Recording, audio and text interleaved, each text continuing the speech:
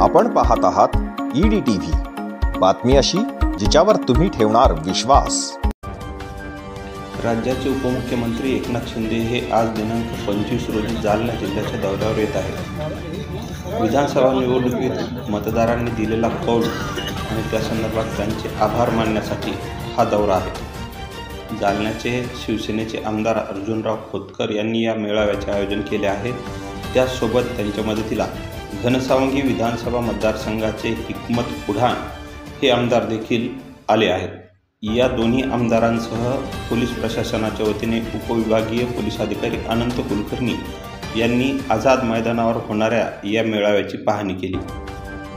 आज सायंकाळी 5 वाजता हा मेळावा होणार आहे। तुम्ही बघताय की संपूर्ण मैदान या ठिकाणी आता सजवलेलं आहे आणि तयारी पूर्ण सभेची झालेली आहे।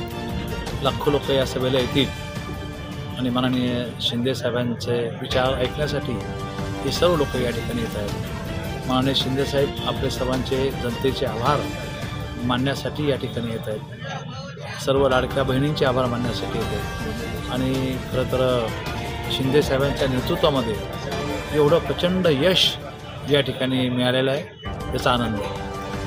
बसण्याची काय व्यवस्था केलेली आहे आणि कशी असणार आहे महिलांची? तुम्ही तुमचा कॅमेरा फिरवा बघा। आता अजून तर अर्ध्याही खुर्च्या लागल्या नाहीत, रात्रीतून सर्व खुर्च्या लागतील आणि इथे एक 70,000 खुर्च्या आहेत आणि बाकीच्या सर्व स्टँडिंग।